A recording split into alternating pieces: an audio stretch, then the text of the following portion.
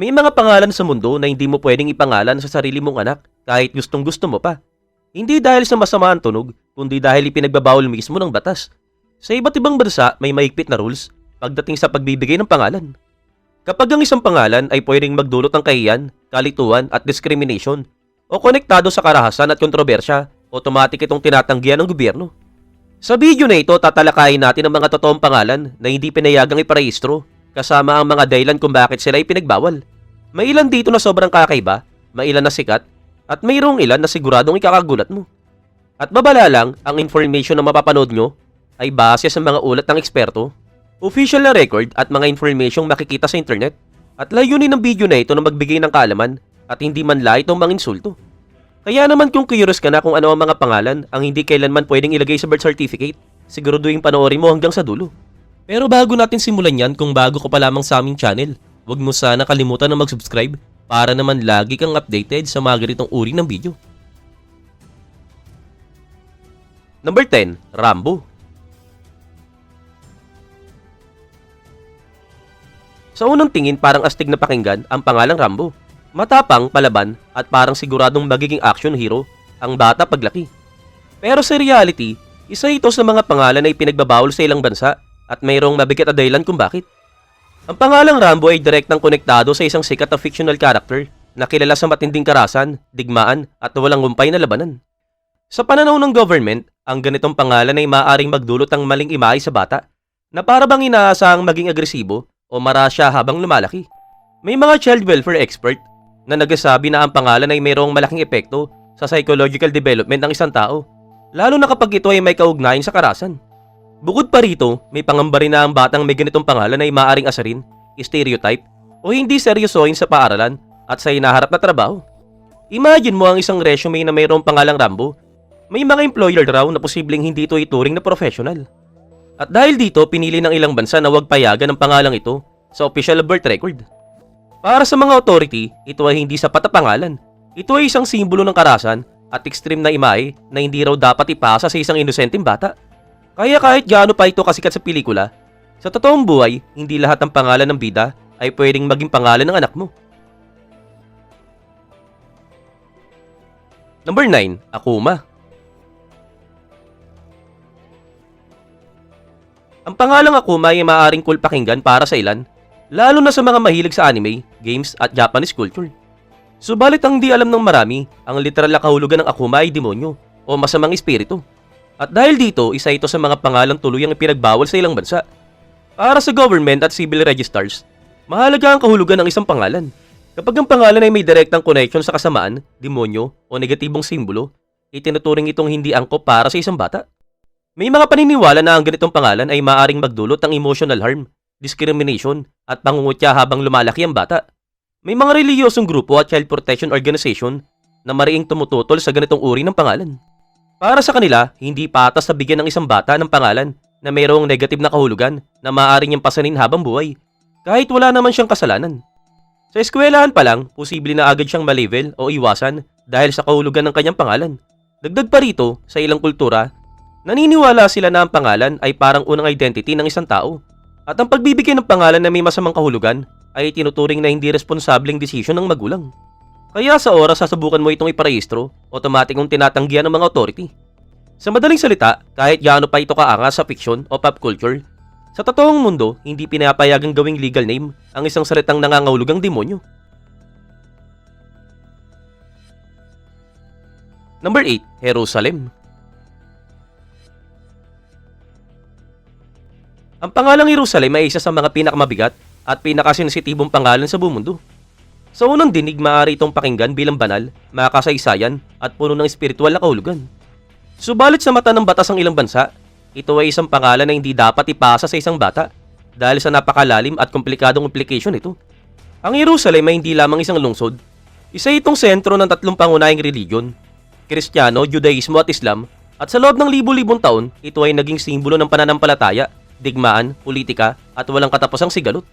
Dahil dito, ang pangalan ay mayroong kasama ng emosyonal at ideological na bigat na hindi kayang piliin o ipagtanggol ang isang bata. Ayon sa mga authority, ang pagbibigay ng pangalang Jerusalem sa isang bata ay maaaring magresulta ng otomatikong pag-uugnay sa reliyoso o politikal na paninindigan. kahit hindi naman yun ang intensyon ng mga magulang. Sa ilang bansa ay tinuturing itong delikado dahil maaari itong magdulot ng discrimination. Hindi inaasahang tanong o maging target ang hindi magandang bagay habang lumalaki ang bata. May mga dokumentadong kaso rin na kung saan ang mga batang may ganitong klaseng pangalan ay nagkaroon ng problema sa eskwelahan at maging sa trabaho dahil sa sensitibong reaksyon ng mga tao sa pangalan pa lang. Sa halip na kilalanin ng bata bilang individual, nauna ang reaksyon sa kahulugan ng kanyang pangalan. Bukod dito, may mga batas na malinaw na nagsasabing bawal gamitin bilang pangalan ng mga lugar na may matinding relihiyoso o politikal na kahulugan, lalo na kung posibleng makaapekto ito sa mental at social well-being ng bata. Para sa government, responsibility nilang pigilan ng mga pangalan na maaaring maging pabigat habang buhay. Sa huli, kahit pa ito ay banal para sa marami, sa legal na usapin, pinili ng ilang bansa na ipagbawal ang pangalang Jerusalem, hindi dahil sa masama ito, kundi dahil sobrang bigat nito para ipataw sa isang inosenteng bata. Number 7. Mona Lisa.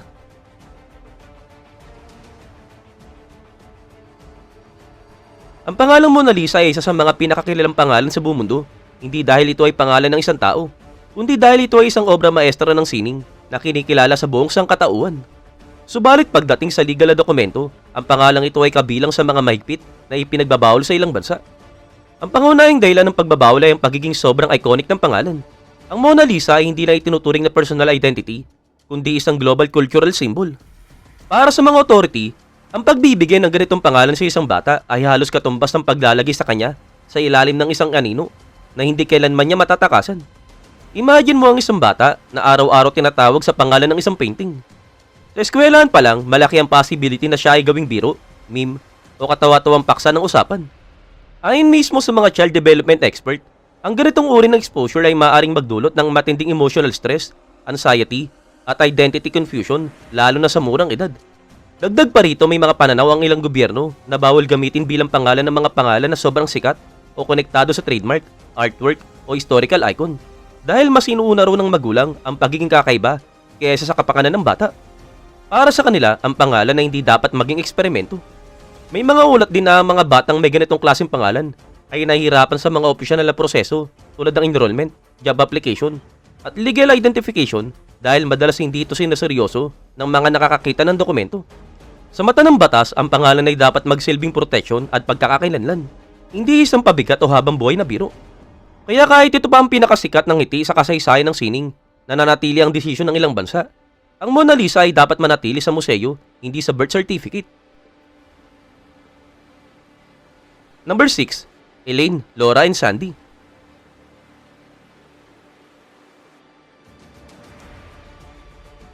Sa unang tingin, parang ordinary na pangalan lamang ang Elaine, Laura at Sandy. Madalas marinig sa pelikula, TV show, o sa mga kaklase sa school. Pero sa ilang bansa, kabilang ito sa mga ipinagbabawal na pangalan. At kung tinatanong mo naman kung bakit, dahil sa ilang legal at cultural ground, itinuturing ang mga ito bilang hindi angkop na pangalan para sa isang legal na dokumento. Sa mga bansa na may mahigpit na regulation sa pangalan, may panuntunan na ang isang pangalan ay dapat tunay, seryoso, at makakatulong sa identity ng bata, hindi palayaw o nickname. Ang Elaine, Laura at Sandy ay madalas na itinuturing na diminutives o palayaw. Mga pangalan na maikli, madaling tunog, pero hindi sapat bilang isang kumpletong identity. Sa legal na system, posibleng magdulot ito ng kalituhan sa record, school registration, at maging future employment. Dagdag pa rito, ang mga pangalan na ito ay maaaring magdulot ng identity ambiguity, lalo na sa mga bansang may strict gender assignment sa mga pangalan. Halimbawa, kung ang pangalan ay masyadong neutral o maaaring gamitin sa babae o lalaki, may possibility ang administrative rejection. Ang ganitong patakaran ay ginawa para maiwasan ang confusion sa legal documents at official identification. May mga psychologist at child development expert din na nagsasabi na ang pangalan ay may epekto sa pagbuo ng self-esteem at personality. Kung ang pangalan ay palaging itinuturing na palayaw o hindi seryoso, maaari itong makapekto sa perception ng bata sa sarili habang lumalaki. Kaya naman para sa government, ang legal name ay dapat magbigay ng stable at neutral identity na hindi pabigat o nakakatawa. Sa madaling salita, kahit pamilyar at maganda pakinggan, sa ilang bansa, ang Elaine, Laura, and Sandy ay hindi pwedeng gamitin sa birth certificate. Hindi dahil masama, kundi dahil hindi sapat bilang official identity ng isang bata.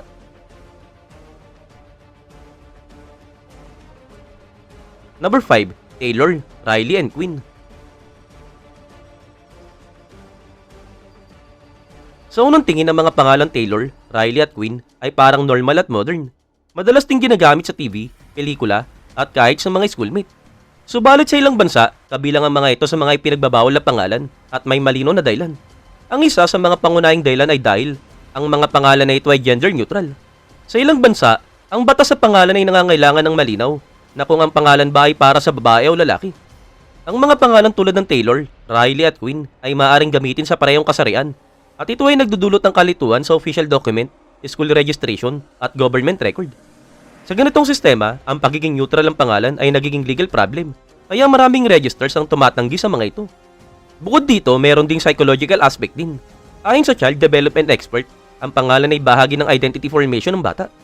Kapag ang pangalan ay maaaring confusing sa gender, may possibility na ang bata ay makakaranas ng social friction, misunderstanding o pangungutya sa eskwelahan. Maaaring tanungin na agad ang bata o i-assume ang kasarian niya batay sa pangalan na posibleng makaapekto sa kanyang self-esteem habang lumalaki. Mayroon ding cultural consideration. Sa ibang lipunan, ang pangalan ay may kaugnayan sa traditional na gender role at ang paglabag dito ay nakikita bilang hindi angkop para sa bata. Kaya para sa mga authority, hindi sapat na maganda ang tunog o trendy ang pangalan. Dapat ito ay legally at culturally acceptable. Sa huli, kahit popular at modern ang Taylor, Riley at Quinn, sa ilang bansa hindi ito pwedeng ilagay sa birth certificate.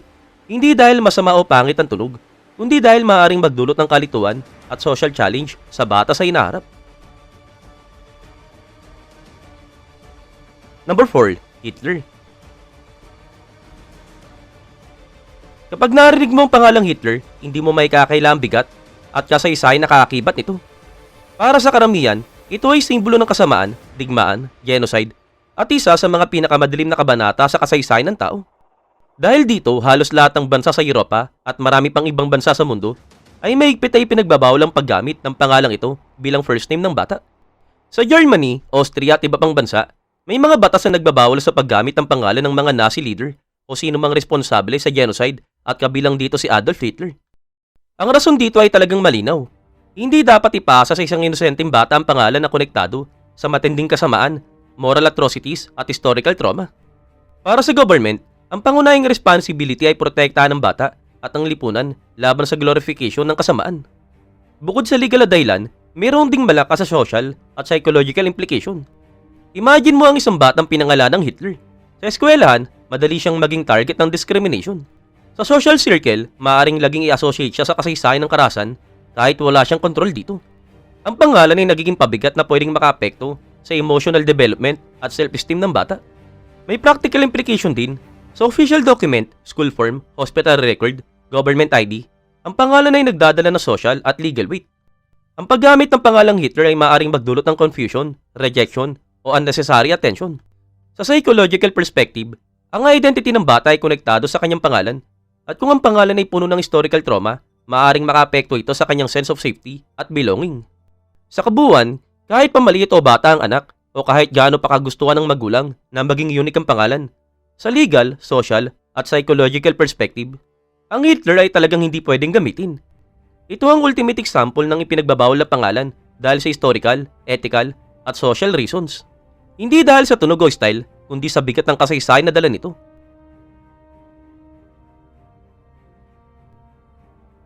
Number 3. Violet.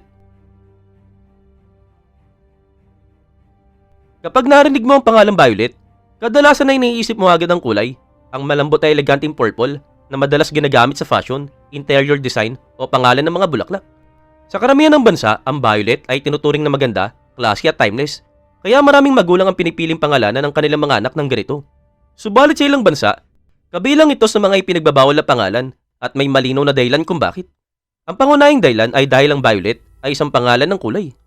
Sa mga bansang mayroong strict naming law, ang pangalan ng bata ay dapat personal, seryoso at kumakatawan sa identity ng bata. Hindi sapat na ito ay tunog lang na maganda o kaakit-akit. Ang legal first name ay dapat nagbibigay dignity at protection sa bata. Ang paggamit ng pangalan ng kulay ay tinuturing na descriptive o object-based at hindi dapat iparehistro bilang official legal name.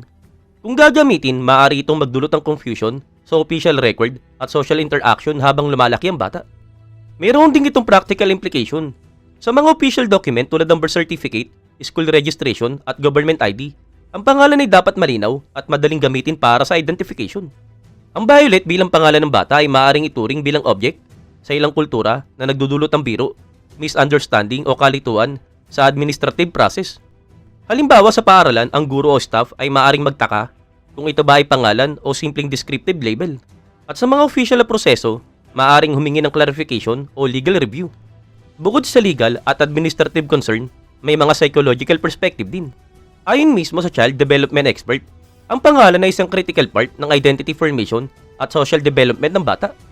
Kapag ang pangalan ay isang bagay o kulay lamang, maaaring madali siyang gawing target ng joke, teasing o discrimination. Ang bata ay maaaring may stress, mawala ng confidence, o mahirapang makibagay sa social environment. Sa long term, ito ay maaaring makaapekto sa kanyang self-esteem, sense of belonging, at emotional stability. Dagdag pa rito, mayroon ding cultural perspective. Sa ilang lipunan, may paniniwala na ang pangalan ay dapat magbigay ng protection at dignity sa bata, at hindi dapat magdulot ng kahiyan o social disadvantage. Kaya naman kahit maganda, familiar at klase ang tunog ng Violet, sa ilang bansa, hindi ito pwedeng gamitin bilang legal first name.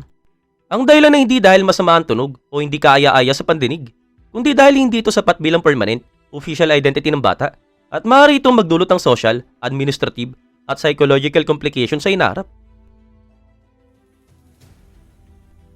Number 2, Alvin. Kapag nakita mo ang pangalang ganito, marahil ay iniisip mo agad, ito ba ay typo o joke? Tama ka sa unang tingin at ito rin ang dahilan kung bakit ito ay isa sa mga ipinagbabawal na pangalan sa Sweden at isa sa mga pinakasikat na kaso ng legal naming restriction sa mundo. Ito ay kilala rin bilang Alvin, isang pangalan na sinubukan ng magulang para sa kanilang anak noong 1991 bilang protesta sa mahigpit na Swedish naming law. Sa Sweden, may batas na malinaw na nagsasabing ang pangalan ay dapat readable, pronounceable at mayroong malinaw na kahulugan. Ang pangalang ganito na hindi ko rin mabasa ay literal na hindi mababasa, halos imposibleng bigkasin at walang malinaw na ibig sabihin. Dahil dito, tinanggihan ng Civil Registry ang pagpaparehistro sapagkat maaaring magdulot ito ng permanent administrative, social, at psychological burden sa bata. Imagine ang bata habang lumalaki. Sa paaralan, kailangan niyang ipaliwanag sa bawat guro at kaklase ang pangalan. Sa hospital, bawat firm ay magre-require ng clarification at sa government document, maaaring ma-reject kung madagdagan ng processing dahil sa kakulangan ng legal recognition. Ang pangalan ay nagiging constant source ng confusion at biro, na kung saan posibleng makakapekto sa kanyang self-esteem at social interaction habang lumalaki. Bukod sa legal at practical reason, mayroon ding psychological implication. Ayon mismo sa child development expert, ang identity ng bata ay una at pangunahing binubuo sa pamamagitan ng kanyang pangalan. Kapag ang pangalan ay hindi mabigkas, sobrang komplikado o walang kahulugan, maaaring magdulot ito ng stress, social alienation at challenges sa emotional development. Ang bata ay maaaring madaling gawing subject ng curiosity, joke, o misunderstanding sa kanyang community. Ang kaso rin na ito ay nagpapakita ng clash sa pagitan ng parental right at legal responsibilities. Ang magulang ay maaaring nais magbigay ng unique o symbolic name, pero para sa government, ang pangunahing goal ay protektahan ng bata mula sa anumang pangmatagalang social o administrative harm. Sa kabuuan, kahit gaano pa kagustuhan o creativity ng magulang, sa legal, social at psychological perspective, ang ganitong pangalan ay hindi pwedeng maging legal first name. Ang pangalan ay dapat readable, pronounceable at nagbibigay dignity at protection sa bata, hindi burden, confusion o source ng embarrassment.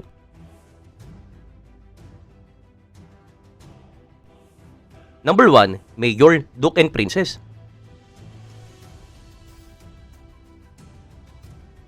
Kapag narinig mo ang pangalang Mayor, Duke o Princess, kaagad ito nagpapakita ng prestige, authority at royal vibe. Parang may ranggo ka na agad o tila kabilang ka sa high society o nobility. Subalit sa legal perspective, sa ilang bansa, kabilang ang mga pangalang ito sa ipinagbabawal na pangalan at mayroong malinaw na dahilan kung bakit hindi ito pinapayagang bilang first name ng bata. Ang pangunahing rason ay dahil ang mga pangalang ito ay tinuturing na opisyal na titulo ng panlipunan ng royal titles. Sa maraming bansa, ang batas sa pangalan ay malinaw. Ang pangalan ay dapat magbigay ng personal identity, hindi magdulot ng kalituan o ilusyon na may ranggo o special status ang ordinaryong tao. Ang pangalan ng bata ay dapat maging isang legal at social identifier, hindi isang simbolo ng ranggo o nobility. Halimbawa, ang pangalang princess ay literal na nagpapahiwatig ng royal status. Kung ito ay gagamitin bilang pangalan ng ordinaryong bata, may possibility na ang lipunan ay mag-react sa iba't ibang paraan. Biro sa eskwelahan, assumption sa community, o hindi pagkakaintindihan sa official record. Ang bata ay maaaring palaging gawing paksa ng curiosity o joke at ang pangalan ay nagiging pabigat sa social interactions. At bukod sa social implication, meron ding legal consideration. Sa official document tulad ng birth certificate, school form, hospital record, at government ID, ang pangalan ay dapat malinaw, accurate, at hindi misleading. Ang paggamit ng mga titles bilang pangalan ay maaring magdulot ng legal complication, lalo na kung merong dokumento na nagre-representa ng official status o ranggo. Halimbawa, isang bata na pinangalan ng Major ay maaaring ma-assume na mayroong military affiliation o official ranking kahit bata pa lang siya. Merong ding psychological perspective na dapat isaalang-alang. Ayon mismo sa child development expert, ang pangalan ay pangunahing bahagi ng identity formation. Kapag ang pangalan ay nagpapakita ng fake prestige o ranggo, maaaring makakaapekto ito sa self-perception, confidence at social adaptation ng bata.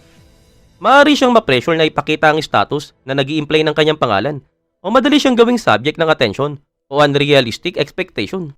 Sa madaling salita, kahit catchy, modern o magandang pakinggan ang Major, Duke at Princess, sa legal, social at psychological perspective, ito ay hindi pwedeng gamitin bilang first name ng bata. Ang pangalan ay dapat magbigay ng dignity, clarity at legal protection, hindi magpanggap na may ranggo o royal status ang isang ordinaryong tao.